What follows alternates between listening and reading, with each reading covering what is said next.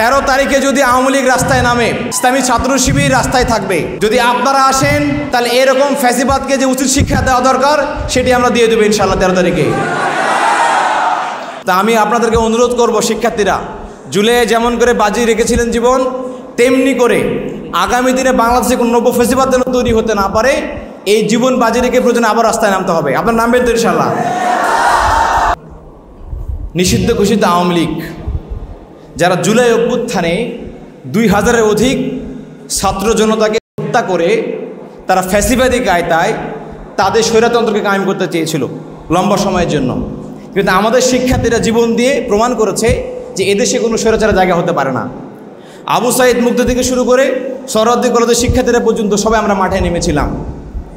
সেই আওয়ামী লীগ গণহত্যার কারণে ন্যূনতম অনুতপ্ত নয়। তারা ক্ষমতা আসার পর 2006 সালে লগিবনটা তালদব চালিয়ে পল্টন ময়দানে লাশকে মেরে তার উপরে নৃত্য করা রাজনীতি চালু করেছিল। মানুষের উপর, মৃত মানুষের নাচতে হয়, এই প্রথম নৃত্য তারা আওয়ামী লীগ এই বাংলাদেশে দেখিয়েছিল, এমন তারা সংস্কৃতি চালু করেছিল। 2009 সালে পরিকল্পিতভাবে পিলখানা হত্যাকাণ্ডের মাধ্যমে 57 জন সেনাবাহিনীকে হত্যা করেছিল।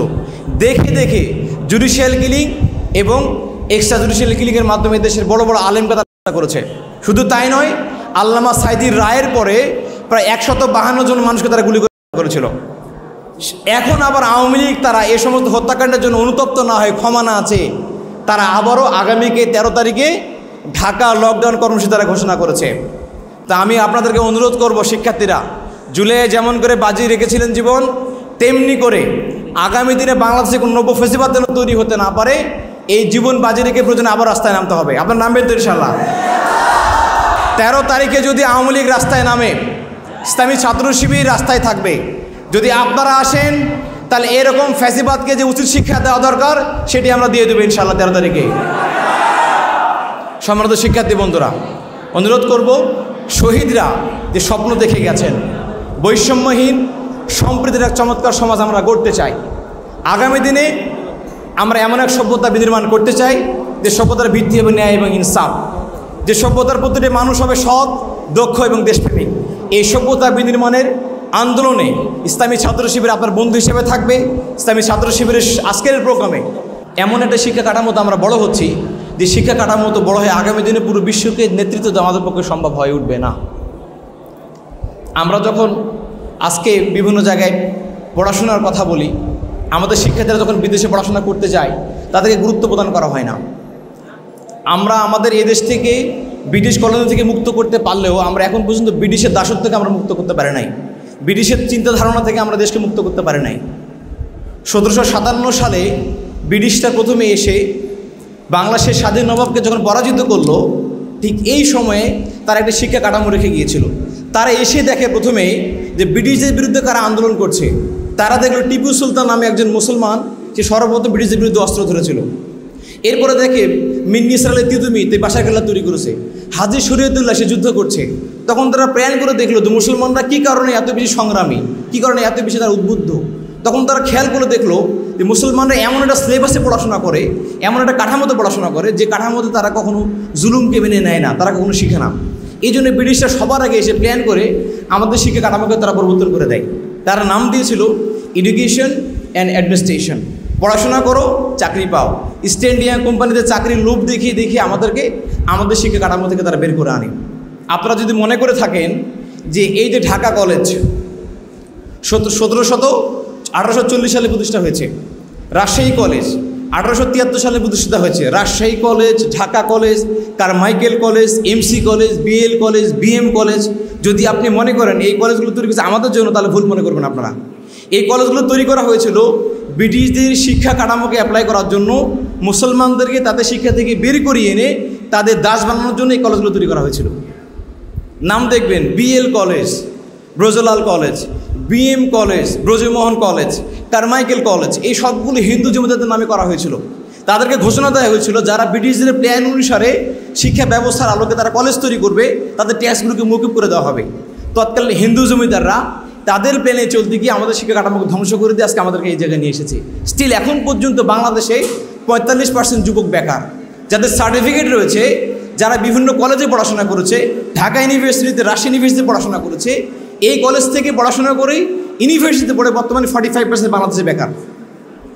তাহলে আপনি এটাই বুঝতে পারছেন, দেখেন বর্তমানে এসএসসি যারা পরীক্ষা দিয়েছে, যারা যারা পাস করেছেন, ইন্টারমিডিয়েটে পড়েন, আপনাদের মধ্যে 26% বেকার বর্তমানে। যারা এসএসসি পরীক্ষা দিয়েছে এদের মধ্যে 28% বেকার বাংলাদেশে বর্তমানে। যারা অনার্স পরীক্ষা দিয়েছে তাদের মধ্যে 34% বেকার, আর মাস্টার্স পরীক্ষা দিয়ে 36% বেকার। তাহলে দেখেন এসএসসি পরীক্ষা দিয়ে 26% বেকার, আর মাস্টার্স পরীক্ষা দিয়ে কত পার্সেন্ট বেকার? 36% বেকার। শিক্ষার মান যত বেড়েছে বেকারের হার তত বেশি আস্তে আস্তে বেড়েছে। তাহলে এটাই প্রমাণ করে বর্তমান শিক্ষা কাঠামো, ব্রিটিশদের দেখানো শিক্ষা ব্যবস্থা আমাদেরকে ভালো চাকরি দিতে ব্যর্থ হচ্ছে। শুধু তাই নয়, আপনি আরও খেয়াল করে দেখবেন এদেশে যত বেশি শিক্ষিত তত বেশি দুর্নীতিবাজ। বিসিএস ক্যাডার হওয়ার পরে, ট্যাক্সে চাকরি নেওয়ার পরে বিলিয়ন ডলারের মালিক হয়ে যায়। পুলিশের এসপি হওয়ার পরে, বিশেষ পরীক্ষা দিয়ে ডিসি হওয়ার পরে তারা লক্ষ লক্ষ টাকার মালিক হয়ে যায়। তারা বেগম পাড়া বানায়, তারা ক্যানাডাতে তারা জমি কিনতে পারে। তাহলে এটা দেখবেন যে শিক্ষা কাঠামোর ব্যবস্থা যারা শিক্ষিত হচ্ছে, তারা সরকারি বড় বড় অফিসার, তারা সবচেয়ে বেশি দুর্নীতিগ্রস্তের মধ্যে লিপ্ত হয়ে পড়ছে। তাহলে আরও একটা কাজ ইনশোর হয় এখানে, আমাদের শিক্ষা ব্যবস্থা আমাদেরকে চাকরি দিতে পারে না একদিক থেকে, আর একদিকে ভালো মানুষও তারা তৈরি করতে পারে না। এই শিক্ষা ব্যবস্থা যারা আপনারা বড় হচ্ছেন, আগামী দিনে একটা বড় চ্যালেঞ্জ আপনার সামনে ফেস করছে। যেখানে আমাদের সরকারি কলেজ, ঢাকা বিশ্ববিদ্যালয়, বিভিন্ন প্রাইভেট বিশ্ববিদ্যালয় সার্টিফিকেটধারী শিক্ষার্থীরা ভালো চাকরি পাচ্ছে না, সেক্ষেত্রে যে সমস্ত শিক্ষার্থীরা এই সমস্ত ভালো প্রতিষ্ঠানে পড়া নাই, তাদের আগামীতে কী হবে? বাংলাদেশে মাত্র 15 লক্ষ সরকারি চাকরি পোস্ট রয়েছে। আমাদের জনসংখ্যা বর্তমানে 20 কোটির অধিক, চাকরির সংখ্যা মাত্র 15 লক্ষ। আগামী দিনে এই 15 লক্ষ চাকরি আপনি পেতে হলে আপনাকে কত পরিমাণে কোয়ালিফাইড হতে পারবেন চিন্তা করেন এখন থেকে। খুবই এক্সেলেন্ট লেভেলে একাডেমিক সাউন্ড না হতে পারলে আপনি আগামী দিনে ভালো কিছু করতে পারবেন না। আপনি আইটিতে এক্সপার্ট না হতে পারলে এখন থেকে বেসিক কম্পিউটার, এক্সেলের কাজগুলো, সাইবার সিকিউরিটির কাজগুলো, সার্ভার ম্যানেজমেন্টের কাজগুলো আপনি না জানতে পারলে, এআই বা আর্টিফিশিয়াল ইন্টেলিজেন্স কীভাবে ইউজ করে এগুলো আপনি না শিখতে পারলে আগামীতে কোনো চাকরি পাবেন না। যদি আপনি 2 থেকে 3টা ল্যাঙ্গুয়েজে কথা বলতে না পারেন, তাহলে 7 থেকে 8 বছর পরে আপনি ইউনিভার্সিটি শেষ করে আপনি অবশ্যই ভালো চাকরি পেতে ব্যর্থ হবেন। ইংলিশ থেকে শুরু করে স্প্যানিশ, জাপানিজ, চাইনিজ, যে কোনো 2 থেকে 3টা ল্যাঙ্গুয়েজ আপনার অবশ্যই শেখা উচিত আগামী দিনের কম্পিটিশন ফেস করার জন্য। আর থার্ড ইস্যুটা হলো যে আপনাকে একটা বিষয় খেয়াল রাখতে হবে যে আপনি কে, আপনার পরিচয় কী। আপনার পরিচয় জানলে আপনি অবাক হয়ে যাবেন। আমরা তো এই অঞ্চলে তাদের উত্তরসূরি যারা সবার আগে এই অঞ্চলে ব্রিটিশদের বিরুদ্ধে অস্ত্র ধরেছিল। আমরা সেই বীর জাতির উত্তরসূরি। আমরা তাদের রক্ত শরীরে বহন করি যারা পৃথিবীতে সবার আগে ফিজিক্স, কেমিস্ট্রি, বায়োলজি থেকে শুরু করে সকল বিষয়গুলো আবিষ্কার করেছিল। ম্যাথ, হায়ার ম্যাথ, জ্যোতির্বিদ্যা, ভূগোল থেকে শুরু করে এই সকলগুলো আমরা তৈরি করেছিলাম। আমাদের উত্তরসূরিরা সবার আগে এটা তৈরি করেছিল। তাদের কন্ট্রিবিউশনের কারণে, তাদের অবদানের কারণে পুরো পৃথিবীকে আজকে মানুষের বসবাস উপযোগী আমরা তৈরি করতে পেরেছি। আমরা তাদের রক্তগুলি মূলত শহরে বরণ করি। কাজে আপনাকে আজকে চিন্তা করতে হবে এই মানব সভ্যতার জন্য, পুরো পৃথিবীর জন্য আপনাদের একটা কন্ট্রিবিউশন করার চিন্তা থাকা দরকার। আপনাকে সেই পরিমাণ কোয়ালিফাইড হওয়া দরকার, সেই পরিমাণ চিন্তা আপনাকে এখন থেকে লালন করতে হবে। এখন আমরা যে প্রতিষ্ঠানে পড়ছিলাম, যে জায়গায় আসি, আমি বলেছিলাম আমি প্রশ্ন করবো আপনাদেরকে, সোহরাওয়ার্দী কলেজ, এই সোহরাওয়ার্দী কলেজে কি ভালো কোনো ল্যাব আছে যেখানে ফিজিক্স, কেমিস্ট্রি, বায়োলজি নিয়ে গবেষণা করা যায়? আছে? আচ্ছা। কোনো সেমিনার লাইব্রেরি আছে যেখানে হিউজ অ্যামাউন্ট বিদেশি বই পাওয়া যায়? আছে। যেখানে বিদেশি লেখকদের বড় বড় বই পাওয়া যায়, আরবিতে লেখা, ইংলিশে লেখা, স্প্যানিশ ভাষায় বইগুলো পাওয়া যায় কিনা এখানে? আচ্ছা। প্রত্যেক বছরে গভর্নমেন্ট আমাদেরকে বাজেট দেয় আমাদের শিক্ষা কাঠামোকে উন্নয়ন করার জন্য কলেজগুলোতে। বুঝতে পেরেছেন আপনারা? টাকা দেওয়া হয় আমাদেরকে যাতে সেমিনার লাইব্রেরি, ফিজিক্সের ল্যাব, কেমিস্ট্রির ল্যাব, ম্যাথের ল্যাব, কম্পিউটার ল্যাব তৈরি করা যায়। না, আমি ম্যাডামের পক্ষে আছি, ম্যাডাম বিপক্ষে না, আমি ম্যাডামের পক্ষে কথা বলবো ইনশাল্লাহ। শুধু ম্যাডাম না, আমাদের সোহরাওয়ার্দী কলেজে কথা বলি নাই, গ্রামের প্রত্যেকটি স্কুল কলেজে যেখান থেকে আপনি পড়াশোনা করে এই কলেজে ভর্তি হয়েছেন, একটা কলেজে আপনি দেখাতে পারবেন না সেখানে ভালো কোনো কম্পিউটার ল্যাব আছে, ভালো কোনো ফিজিক্সের ল্যাব আছে, ভালো কোনো কেমিস্ট্রির ল্যাব আছে, ভালো সেমিনার লাইব্রেরি আছে, দেখাতে পারবেন না। কারণ আপনাকে আমাকে নিয়ে এদেশের সরকার কখনো চিন্তাই করা নাই যে আপনার এগুলো প্রয়োজন আছে। দেখেন, আমেরিকায় যখন একটা বাচ্চা জন্মগ্রহণ করে তাকে সমুদ্রের পাড়ে নিয়ে যাওয়া হয়, উন্মুক্ত পরিবেশ ছেড়ে দেওয়া হয়। দূর থেকে বিশেষজ্ঞরা বসে দেখে যে বাচ্চাটা কী নিয়ে খেলাধুলা করছে। যে বাচ্চাটা ফুটবল নিয়ে খেলাধুলা করে তার আব্বা আম্মাকে বিজ্ঞানীরা পরামর্শ দেয় যে আপনার বাচ্চাকে বড় হলে আপনি খেলোয়াড় মানুষ সেখানে ভালো করবে। যে বাচ্চারা ডাক্তারি ইকুইপমেন্ট নিয়ে খেলাধুলা করে তার আব্বা আম্মাকে পরামর্শ দেওয়া হয় যে আপনার সন্তানটাকে বড় হলে তাকে আমি ডাক্তারি পড়াশোনা করান, কারণ সে অবচেতন মনে এদিকে তার ঝোঁক রয়েছে, এবং তার আলোকেই সেই গভর্নমেন্ট তাকে মেডিকেলে ভর্তি করার সুযোগ করে দেয়। আব্বা মা যদি চায়, আমাদের দেশে কি চায়, আমি জন্ম হওয়ার আগে আমার আম্মা ঠিক করে ফেলেছে আমাকে ডাক্তার বানাবে। বড় হয়ে দেখে যে আমি ভালো গান গাই, মারাত্মক লেভেলে গান গাই, বিভিন্ন মঞ্চে পারফর্ম করি, আমার আব্বা বলছে গান গাওয়া বন্ধ, তোমাকে ডাক্তারে হতে হবে, এটা সিস্টেম। কিন্তু বাইরের দেশে আপনি যান, আপনার কি অ্যাডিকশন, আপনার কি ঝোঁক প্রবণতা, আপনার মন কি চায়, সে আলোকে আপনাকে পড়াশোনা করার সুযোগ করে দেয়। যেমন আমি বলি, আমার টার্গেট ছিল আমি অ্যাকাউন্টিংয়ে পড়াশোনা করবো, ম্যাথ ভালো পারতাম আমি, কিন্তু রাজশাহী ইউনিভার্সিটি আমাকে অ্যাকাউন্টিংয়ে ভর্তি নেয় নাই, আমাকে ম্যানেজমেন্টে ভর্তি করে নিয়েছে। এই বাল্ব যে জ্বলছে, খেয়াল করছেন আপনারা, এটার নাম কি? বৈদ্যুতিক বাল্ব। কে তৈরি করেছে? Thomas Alva Edison. তার আব্বা আম্মা চাইতো তাকে ডাক্তার বানাবে। টমাস বাসা থেকে পালিয়ে গিয়ে বিশ্ববিদ্যালয়ে ফিজিক্সে ভর্তি হয়েছিল, এবং সে 1000 বার চেষ্টা করার পরে একটা বাল্ব তৈরি করেছিল বলে আজকে আমরা এখানে পারছি। টমাসকে তার আব্বা আম্মা যে জোর করে মেডিকেলে পড়াতো, তাহলে কী হইতো বিষয়টা? বাংলাদেশে কেন বিজ্ঞানী তৈরি হয় না, কেন মেধাবী শিক্ষার্থী তৈরি হয় না? কারণ এই কাঠামোতে আপনার মেধার কোনো মূল্যায়ন নাই, ইচ্ছার কোনো মূল্যায়ন নাই, কাজে আপনি এখানে ভালো কিছু করতে পারবেন না। এটাই সিস্টেম। স্কলারশিপ দেওয়া হয় না আমাদেরকে। ফরাদ ভাই এখানে আছে, ঢাকা ইউনিভার্সিটির অবস্থা ওনারা ভালো বলতো, ডাকসুর নেতৃত্ববৃন্দ। এখন ফ্যাকাল্টিতে ফার্স্ট হয় যারা, একটা ফ্যাকাল্টিতে যারা ফার্স্ট হয় তাদেরকে পার বছরে মাত্র 1000 থেকে 2000 টাকা স্কলারশিপ দেওয়া হয়। আমি যখন রাজশাহীতে ছিলাম, আমার ইউনিভার্সিটি মাত্র 1200 টাকা দেওয়া হতো বছরে, অর্থাৎ 3000 জনকে পিছনে ফেলে আমি ফার্স্ট হয়েছি। সরকার আমাকে পুরস্কার দিচ্ছে, তোমাকে মাসিক 1200 টাকা দেওয়া হলো, এটা তোমার পুরস্কার। বুঝতে পেরেছেন? কিন্তু কানাডাতে একটা বাচ্চা জন্মগ্রহণ করার পরে পার মান্থে তাকে পড়াশোনা করার জন্য $500, বাংলাদেশি টাকা প্রায় 52,000 টাকা দেওয়া হয়। পার মান্থে 52,000 টাকা দেওয়া হয় জন্মগ্রহণ করার পর থেকে পড়াশোনা করার জন্য। আর আমাকে দেওয়া হয় এতগুলো কম্পিটিশন ফেস করে 1 লক্ষ পরীক্ষা দেওয়ার পরে আমি চান্স পেয়েছি 400 জনের মধ্যে আমি আছি আমার ফ্যাকাল্টিতে। 400 জনের মধ্যে আমার আবার পুরো ফ্যাকাল্টি 3000 জনকে কম্পিট করে ফার্স্ট হয়েছি, সেখানে আমাকে বছরে 1200 টাকা দেওয়া হয়। অর্থাৎ সরকারের পক্ষ থেকে আপনাকে স্কলারশিপ দেওয়ার মতো কোনো ব্যবস্থা বাংলাদেশে চালু বর্তমানে নাই। কাজে যে শিক্ষা ব্যবস্থা রয়েছে এটার নাম হচ্ছে অথর্ব, অযোগ্য, অযৌক্তিক এবং অচল একটা পূর্ণ বাংলাদেশের শিক্ষা ব্যবস্থা বর্তমানে। এটিতে শিক্ষার্থীদেরকে উন্নয়ন করা সম্ভব না। সরকারি কলেজের আমি একই কথা বলি নাই, ম্যাডাম মন খারাপ করতে পারে, আমি সবাইকে নিয়ে বলেছি। যার মধ্যে ম্যাডাম ওই জায়গায় পড়ে গেছে, ম্যাডামকে টাকা দেওয়া হয় না গভর্নমেন্টের পক্ষ থেকে, বাজার দেওয়া হচ্ছে না, চাইলেও তিনি সব কিছু করতে পারবেন না, কিন্তু ওনার জায়গা থেকে সর্ব চেষ্টা করে যাচ্ছেন। এদের ম্যাডামকে আমরা ধন্যবাদ জানাচ্ছি আমাদের পক্ষ থেকে। সম্মানিত শিক্ষার্থী বন্ধুগণ, আমরা তো সারা দেশে বিভিন্ন জায়গায় প্রোগ্রাম করি, কোথাও দেখি নাই যে একজন কলেজের সবচেয়ে গুরুত্বপূর্ণ অভিভাবক, তিনি প্রধান, তিনি তার শিক্ষার্থীদের সাথে বসে আমরা কি আলোচনা করি সেটা শুনছেন।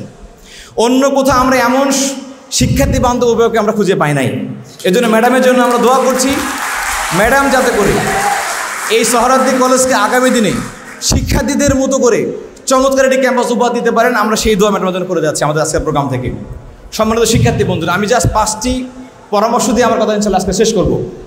সেটি হচ্ছে, আমি আগে বলেছি গভর্নমেন্ট আপনাকে সাপোর্ট দিবে না, আপনার স্বপ্ন পূরণে আপনাকে হেল্প করবে না, আপনার কোনো বাজেট নাই, স্কলারশিপের কোনো টাকা নাই, কিন্তু আপনি এই সকল প্রতিবন্ধকতার বাহিরে 5টি কাজ করতে পারলে আগামী দিনে সবাইকে পিছনে ফেলে সামনে ভালো কিছু করতে পারবেন, পরিবারের স্বপ্নকে পূরণ করতে পারবেন, আপনি মেধাবী হতে পারবেন। আপনাকে প্রথমে একটা টার্গেট নিতে হবে, short term target.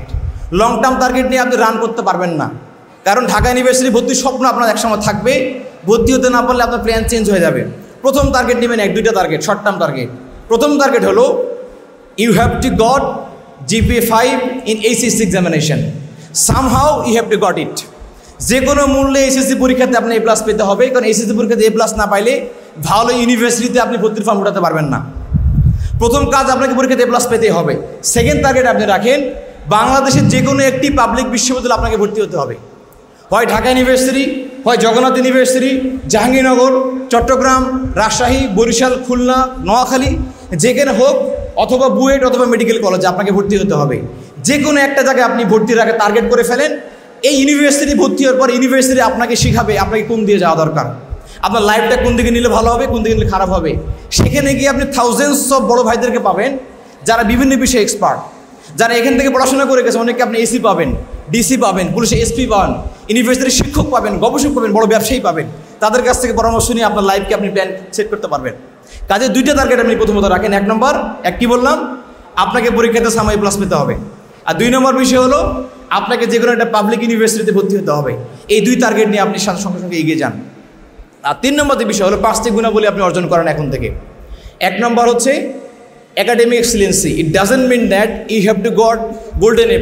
It means that you have to know the core augmented features of every subject. অর্থাৎ কোন সাবজেক্ট আপনাকে কী শিক্ষা দেয় সে মূল বেসিক বিষয় আপনাকে জানতে হবে। 2 নম্বর বিষয় হলো you have to be efficient in IT. আইটিতে আপনাকে এফিসিয়েন্ট বা দক্ষ হতে হবে। 3rd হলো ল্যাঙ্গুয়েজ প্রফিসিয়েন্সি, ভাষাগতভাবে আপনাকে দক্ষ হতে হবে। 4 নম্বর you have to be innovative and you have to be creative. আপনাকে ব্যতিক্রম হতে হবে, ইনোভেটিভ হতে হবে। আর 5th হলো আপনাকে ইথিক্যাল বা মোরাল হতে হবে। ইথিক্যাল, মোরাল বা নৈতিক না হওয়া পর্যন্ত আল্লাহর পক্ষ থেকে আপনি কোনো সাহায্য পাবেন না। আপনার ভগবান অথবা আপনার সৃষ্টিকর্তা আপনাকে কখনো সাহায্য করবে না। দেখবেন জাপানের দিকে তাকিয়ে দেখেন, জাপানকে বলা হয় the fastest country in the world. পৃথিবীর সবচেয়ে ফার্স্ট কান্ট্রি বলা জাপানকে। টাকা পয়সার অভাব নাই, গাড়ি বাড়ির অভাব নাই, টেকনোলজির অভাব নাই, কিন্তু জাপানে একটা সমস্যা, জাপানের নৈতিক শিক্ষার সমস্যা। জাপানের পরিবারগুলো আজকে ভেঙে যাচ্ছে। জাপানের এমন অবস্থা চিন্তা করতে পারবেন না, রেস্টুরেন্টে যখন হাজব্যান্ড এবং ওয়াইফ খেতে যায়, হাজব্যান্ড তার বিল পে করে, স্ত্রী তার বিল পে করে, কারো বিলকে পে করে না। এবং জাপানে 16 বছর বয়স হওয়ার পর থেকেই সন্তানরা তার আব্বা মা থেকে বিচ্ছিন্ন হয়ে যায়। জাপানে 2024 সালের রিপোর্টে এসেছে হিকোকোমরি রোগের একটা নাম আসছে। এর নাম হচ্ছে একাকিত্ব রোগ। জাপানে মানুষ একাকী থাকতে চায় সবসময়। তো দেখা গেছে জাপানে 40,000 মানুষ এমনভাবে মারা গিয়েছে, যারা মরে গিয়ে রুমের মধ্যে পড়েছিল, 1 বছর পরে বুঝতে পেরেছে যে এই মানুষটা রুম থেকে বের হয় না। তার রুম ভেঙে খুলে দেখা হয়েছে তার লাশ এখানে পড়ে গিয়ে মারা গিয়েছে। এই লাশ গলে একসময় শুকিয়ে শুধুমাত্র হাড়গুলো পড়ে আছে। গত 24 সালের জানুয়ারি থেকে জুন মাসের রিপোর্টে 40,000 জাপানের নাগরিক এভাবে মারা গিয়েছে। এখন জাপান সরকার বাধ্য হয়, তারা কি শুরু করেছে? জাপান সরকার বাধ্য হয় এখন সপ্তাহে 3 দিন সরকারিভাবে ছুটি ঘোষণা করেছে, যাতে করে জাপানি হাম্মা এবং আব্বারা সন্তানদের সামনে নিয়ে একসাথে বসবাস করতে পারে, একসাথে ঘুরতে যেতে পারে, কাজ করতে পারে, পারিবারিক শিক্ষাগুলো দিতে পারে। জাপানের মধ্যে একটা কান্ট্রি যেখানে পারিবারিক শিক্ষা, নৈতিক শিক্ষা, ধর্মীয় জ্ঞানের কারণে তারা আস্তে আস্তে বিলুপ্ত হয়ে যাচ্ছে। মারাত্মক রোগে তারা আক্রান্ত হয়, আস্তে আস্তে জাতির মধ্যে সংকট তৈরি হয়েছে। তা আগামী দিনে যদি আমরা আমাদের নৈতিকতার লেভেলকে, ধর্মীয় লেভেলকে অন্য জায়গায় না নিতে পারি, তাহলে যত ভালো শিক্ষা ব্যবস্থা আমরা কায়েম করি, যত ভালো সরকার এনে নেয় কেন, কখনই আমরা সফল হতে পারবো না। বরং তাদের মতো করে বিচ্ছিন্ন হতে হতে একসময় আমরা একাকিত্ব রোগে ভুগবো এবং পুরো জাতি একসময় বিচ্ছিন্ন জাতিতে আমরা পরিণত হয়ে যাব। কাজে অনুরোধ করব যে আপনি যে ধর্মের হন না কেন, আপনি আপনার স্রষ্টাকে সর্বস্মরণ করবেন, তার গোলাম হওয়ার চেষ্টা করবেন, দেখবেন বিপদ আপদে সব জায়গায় আপনি তার সাহায্য পাবেন ইনশাআল্লাহ। আর সর্বশেষ কথাটি বলতে চাই, সেটি হচ্ছে আপনারা হয়তো খেয়াল করেছেন যে